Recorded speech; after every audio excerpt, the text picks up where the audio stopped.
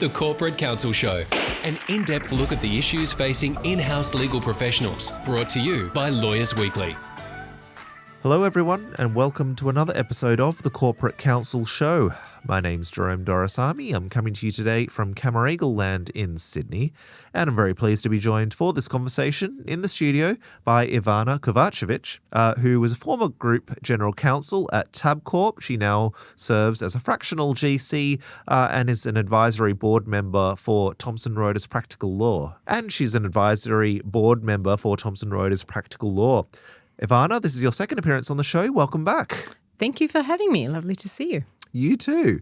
Now, today we are going to be talking about building psychologically safe workplaces in-house and also the role of AI in doing so. I'm really excited to have this conversation with Ivana, given how topical not only psychological safety is, but of course how pertinent to our current day-to-day AI also is.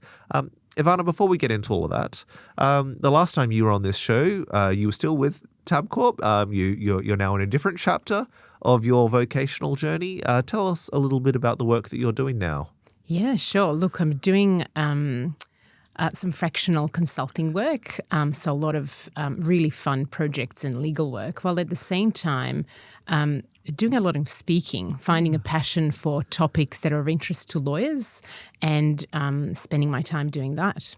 And how do you find having stepped away from being a full-time general counsel to now doing it on a fractional basis and then being able to undertake some of your own passion projects as well? Is it a nice change of pace? It is. It's not often in our careers that we get a chance to step back and consider what we really are passionate about and what we enjoy. So I consider it a blessing. It's a good opportunity to reconnect with family and find passion projects while at the same time being absolutely open for law and work in that space. Yeah. And have you learned anything about yourself since sort of stepping away from full-time work and doing these projects instead? Gosh, tough question. That I can be a lot more chilled. Yeah. It's probably step one, yes. Yeah. So let's talk about psychological safety and its importance when you're building an in-house team. And as a starting point, Ivana, I wanted to ask why you see this as being such an important conversation to be having. Obviously it's been a big topic of conversation, certainly at a government level. With new frameworks having come in recent years. But from your perspective, why is it critical to have this check-in? Really good question. Probably partly from personal experience and also just reading the room, what's important to other lawyers. So I've spent a whole chunk of my career being a person with a leader, without a team, and then being in a position of leadership. And I think you learn through that how to motivate people and engage with people better. And I think hearing what other people in the community, what other in-house and other lawyers talk about. It's interesting, actually, last week I was on a panel talking about culture from a regulatory perspective. How do we get culture there so companies are hitting all the regulatory requirements? And it was really interesting that the audience steered us away from the regulatory compliance. All the questions were about culture, engagement, trust. And so it was just a really good point that this is super, super relevant to people. Yeah, so notwithstanding that there are obviously certain frameworks that have been implemented, from Parliament, do you have a view in your mind as to what constitutes psychological safety? Yeah, I do. Look, just on a personal level, people are essentially more productive, more innovative, more collaborative if they feel like they can be themselves at work. So stepping aside from all of the regulatory perspectives, are they comfortable to be themselves at work? Are they comfortable to make a mistake? Are they comfortable to learn and to be curious? Which, if we go back to your intro, we're connecting AI to how you feel at work, which is really relevant with AI coming in. Are people actually, do they feel safe to use this new thing when it might take their job? Yeah. So, it's how safe do you feel people to be curious, innovate, collaborate, and actually achieve better results for the company. Zooming out a bit, how well do you think the legal profession has done or is currently doing when it comes to creating and maintaining such psychologically safe workplaces? Is this something that we're all aware of and we're moving in the right direction? Do we still have a long way to go? Good question. I could ask you the same thing to see what you think. Like my personal perceptions, I would say, is that things are improving, right? There are now frameworks out there that we're talking about. People are paying attention to that. And I think there's been a change in leadership. There's a lot more focus on people, which might not have been the case before. So I think things have changed from 25 years ago when I started, longer than you want to admit because it reminds you of your age. But I think things are moving in the right direction, but I think there's always scope for improvement. Yeah. I suppose one way of looking at that question is whether leaders in the legal profession, be it general counsel, partners, whether they are creating psychologically safe workplaces because they want to for their teams or because they're being forced to, by regulation. And certainly we want people to want to ensure safe environments. It's a really good question. I think it comes down to I think some of the stuff that we do as leaders, we can pick our influencing style, right? Yeah. So taking it just a bit further out, you can just have authority and people have to follow. You can scare people into here are the consequences if you don't. Yeah. You can have personal relationships and bounce it on that. You can have logic. You can try and convince people this is the right way. Or you can kind of try and have this win-win where you want to do it and the people want to come to the party. So very good question. I mean, it still depends.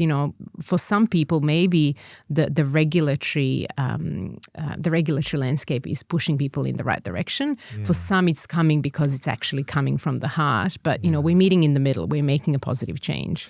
Just on that point about having it come from the heart, going back to that event that you attended recently where they talked about culture, I'm guessing that's the difference between those who might just be ticking the boxes and those who really want to take safety in its different forms to the next level. Yeah, absolutely. I mean, the discussion we had was slightly different. It was about to get the topic was really regulatory compliance. How do you achieve it? And so ways to do that for lawyers in particular was to integrate yourself in the business. So quite rightly, if I'm taking what you've just said, it's not ticking the box. It's not, here's the advice. I'm just a lawyer. Please follow it. If you want to be effective and get the company to actually embed that advice, you need to do more. You need to connect the dots. You need to tell the story in a way that's going to resonate with the business. So yes, it's doing more than just ticking the box, I guess, in both kind of regulatory compliance space, but also in creating genuine engagement. And people can tell if you are trying to create, lift your engagement score as a company, it's just not going to feel right if it's being forced. If your way of getting culture fixed or getting safety into your team is, I'm just going to throw drinks and a pizza on a Friday night because that will do it. That's just not enough. If there isn't any substance behind it, if you're not doing other things, you're just not going to get there. Yeah. We're chatting with Ivana Kovacevic, and we'll be back with more right after this. So, Ivana, in thinking about how best law department leaders can be creating and maintaining psychologically safe workplaces when they're building out their teams, Ivana, in thinking about how law department leaders can be creating and maintaining psychologically safe workplaces when they're building out their teams, there are so many urgent priorities that those law department leaders have to face, every day. I don't need to run through them all. You're very aware of what those different challenges are. But where do you see psychological safety sitting in that triage of urgent responsibilities and priorities? Is it right at the top? If it's not, how close to the top is it? I think it's critical. I think when you think about what we do, we are people who are delivering on something. And so how well you make your people feel and how well engaged they are actually impacts outcomes. And I think once you make that link, you realize that this is not a nice to have that sits outside.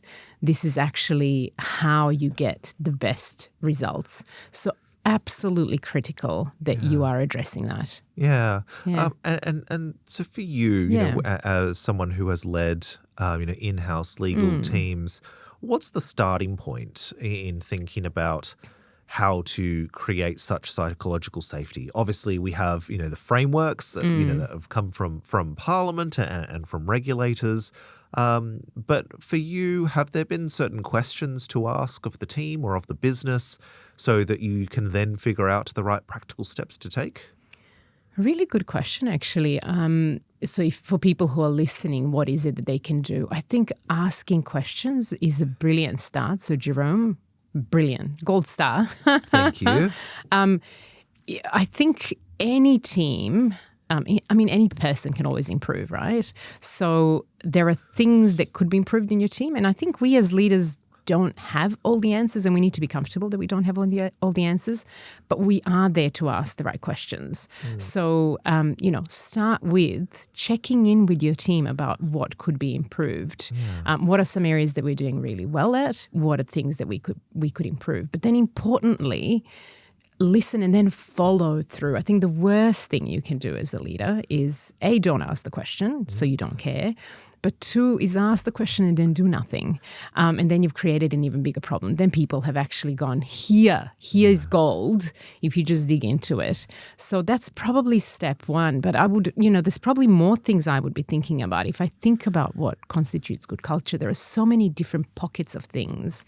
How you show up to work in those unintentional moments, how you react to people making a mistake. So it's people are watching you constantly as a leader and you're setting the tone. So what you could be doing as a leader is literally going through the many facets of what kind of constitutes culture and impacts your team and dabbling with improving just one thing and watching the trickle effect. So you should know, or ask, or there are aspects of things that you can improve in your listening, in your communication, in the way you can stretch your team, the way you can direct them to, a common strategy, get to know them, give them development goals, all of that stuff. So there's a lot to go on, but without getting overwhelmed, pick one thing and just do it a little bit better. Yeah. And I would imagine there's a lot of differences between individual team members. What a junior lawyer says about what makes them feel safe or what constitutes good culture for them could be very different to a senior lawyer. And so have you found that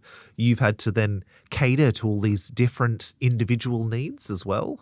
Absolutely. You not only get different people, you're now getting like 4 generations in the one office. So you are dealing with different cultures and, so you're dealing with a range of people. And I think one important thing for me as a leader has been to know that one solution doesn't fit all. I've made mistakes along the way thinking I'm doing something that's good for someone.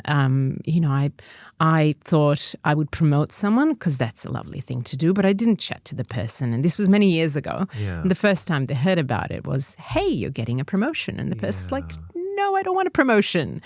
So it's really kind of getting out of your head. You don't know how everybody works. The art is in getting to know your team members and having those discussions with each person. What is the thing that makes you tick? What do you want to achieve? So if you're thinking of creating opportunities for your team, someone might want, the next level up. Someone might want to do a different area of law. Someone might want more speaking opportunities. Someone might want to talk to the board. So you need to know what people are after. So yes, absolutely. Short answer, yes. And just going back to something else you said, it sounds as though it's so important to not overpromise and underdeliver. If you've asked somebody what they want or what they need, and then you don't follow through on that, it seems as though it would really exacerbate any problems and probably make people feel more unsafe if they've then been vulnerable with you. Absolutely, I agree. I've seen that happen when people ask for, say, engagement survey results. We all do them once a year. And people will pour their heart and soul sometimes to tell you what can be improved. And so you'll get even worse scores next year if all you've done is you've asked the question and not followed through. But conversely, if you have people who are not happy and are telling you, here's a thing that you can work on, as a leader, you could go, you know what, I could actually move that and put power into the people's hands who are not happy to actually work on a solution. And you can turn people from being detractors to actually being promoters. Yeah. So, so much responsibility rests with a leader if they just know how to utilize it best. When you look back on some of the practical steps or initiatives you've undertaken, you mentioned one instance of having learned a lesson, with that one worker's promotion. Are there any other things you've done that, maybe in hindsight you wish you hadn't done, or certain things you've done where you thought, I should have done, everybody should be doing this? Oh, right, as in a better way to do things. Yeah. There's probably lots. I'm thinking of just the most recent glitch where, as a leader, you really, if you want to ask for opinions, don't say what you think first, right? Because then your team is kind of biased towards telling you a similar thing. And so I'm fully aware of this, but what I did was I put all the options that people had already flagged, I put them in a PowerPoint in the order that I thought they were important in. So I was like, I'm not going to say anything. And then people were like, well, I think I like your order. And I was like, damn. So it came through. So I think it's being aware of subconsciously, question yourself, make sure you're doing the right thing. Yeah. But in terms of what would I suggest people do more of? Back to our original question, ask your team. Yeah. Be open that you don't know the answers. And also, I think a really good tip for people is be vulnerable as a leader. So not only give people permission to do things, so if you value flexibility, go and tell your team that you've just, like me, gone and seen your son perform in a showcase, right? So I'm going to be away for 2 hours. You're giving people permission to do the same. But be vulnerable about things that you're learning so that when you're giving other people feedback on what things they could improve, they know that actually learning is a journey. So if you start a meeting and you are very bad at staying on time or staying focused, hey guys, I know I'm bad at this, own it. Yeah. I'm working on it. Start discussions that way so that when you do have conversations with people, they just take it, this is just part of growing. This is not, it's not a failure. Yeah. It's just how we learn. Yeah. Ivana, I just have a few more questions for you, which we'll get to on the other side of this. Ivana, one thing I've been wondering in listening to you detail some of these suggestions is how law department leaders can meaningfully find or make time to do all these things because, as we've alluded to, there are so many other urgent priorities for GCs and CLOs to deal with. And maybe this is where AI comes into it. But how do you think they should be carving out time to build and maintain psychologically safe workplaces? Good question. There's probably not one single answer. That's why the big sigh is like, where do you start? I think that making the connection that this is actually a way to get better results gets this elevated into kind of from fluff to this actually matters. So if you prioritize it on that basis, if your review process doesn't just look at financial outcomes but actually values things to do with culture, then that's a way to kind of organically bring this up. Yeah. Sorry, what was your second part of your question? Just basically how can you find the time to do it? It's difficult. I think it is difficult. The answer is we're constantly juggling many things, but I think what you find is that if you do invest in it, you get rewards in return. Your team will not just achieve an objective, they'll overachieve. Yeah. So you very quickly learn, and then you're setting up, your engine is then fully functioning and you can achieve even more things. Yeah. And I think the other thing is you find that if you do things right, you're actually saving yourself time. Yeah. So if you are, say, rolling a new transformation project for your company, you could be doing it I just need to tick a box and, everyone needs to know about what it is. I'm going to do this presentation, then we're going to do this. Whereas if you go, all right, I'm just going to spend a little bit more time up front to hook my team, get them to come up with the why themselves, get them to be involved in the how, what you find is that then you have uptake, So hours and hours and weeks that you would have spent at the end of the project to get everyone on board, you're actually saving yourself time. So I think you need to think about it differently. Yeah. But is it difficult? Yes, it is. Yeah. So let's talk a bit about AI and its relevance in this conversation. And I've been looking forward to this part of our chat because when I think about psychological safety, I think of it as being this very human issue or challenge, and not necessarily related to technology. Yeah, I love that you said that. But you're obviously this big and successful general counsel, and have this great legal career under your belt. So you no doubt know more about it than I do. So tell me how you see AI as being not only relevant but pertinent here. Well, I think you framed it perfectly. It's a human issue. It's not just technology. And I think there's a lot around articles, conferences, and a lot of it focuses on the technical aspects, what it can do, how we can do things more effectively. But I think at the end of the day, you have to realize that it is a human issue first. You need to kind of get humans to use it before it becomes an effective tool. So I've found that psychological safety comes into it as well. So, and what do I mean by that? I mean that you could be teaching your people, here's the most effective way to use this particular tool. Here's how you craft the prompt. This is the thing you can use it on. But if you have an underlying level of fear about using it, if people are, oh my God, this is actually, I have to relearn how to do law and how to do advice because I'm actually completely doing it differently. I might be scared that my job is on the line if I use this thing. I don't actually know how to use it. Or you could even think, like a lot of people in coding find that they are judged more harshly by their peers if they admit to having used AI, because even though that's encouraged, you're perceived to have needed to use it to, produce a good result. So I think there's a whole heap of people issues. And so you really need to be getting people to be curious. So part of it is kind of, it's okay to fail. We don't quite know how to do it. Experiment, right? That leads to innovation. But I think the other side is like actually go there, go where the people are at the moment and find out what's the problem, what's the fear. Allow open communication on that and create safety as part of the building block to actually using it. So it's more about building a culture whereby operating in different ways, whether it be using technology or using pen and pencil.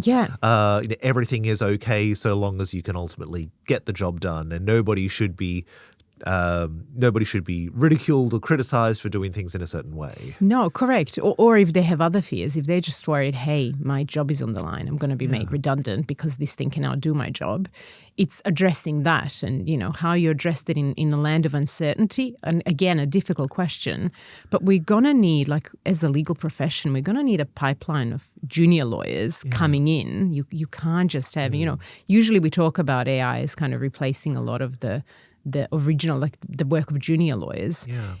If you think about it logically, we can't just do that because then we have nobody to replace senior lawyers who retire in a few years. So you really kind of want to be going, well, we need to relearn how we do things. We need to collaborate with AI. Yes, we will transform how we do things, but our jobs are not completely gone. So you need to instill trust in your team. If redundancy, say, is what the biggest block is, that it's okay, that we're going to change how we do things, but we're not going to be totally annihilated. Yeah, and I guess to one of your earlier points, it's also about leading by example so that your team can then learn by osmosis. That's right. Yeah, be the leader, be there, failing, trying and failing. So, be what you want your team to be doing. Reward the behavior that you want to see. So yes, be vocal about what you're doing, how you're doing it, and make your team feel comfortable. Check in with them. Ask people. Ivana, a bit earlier in the conversation, you said that the profession is headed in the right direction when it comes to psychological safety. What's your level of optimism that the profession, and particularly in-house teams, can continue to move in the right direction and not only tick the boxes but create safe environments and good cultures? I'm hopeful is the answer. I don't know what the future holds, but I'm hopeful that there are a lot of leaders who are more mindful about people. I mean, if I'm kind of looking crystal gazing for the future, AI is coming in. Yeah. AI is the land of that's a machine. So one would expect that our people skills, like that's the one thing AI can't do, right? Yeah. So, we're going to have to play in that space even more to be effective at what we do, to liaise with the business and build trust with them and do other things that, AI is just not there. AI is doing other stuff. Yeah. Just before I let you go, do you have any parting words of wisdom for law department leaders out there about really taking their efforts on psychological safety to the next level? I say be curious and vulnerable yourselves, that you can do better. We all can. Be open to feedback yourselves, and try different things. Experiment.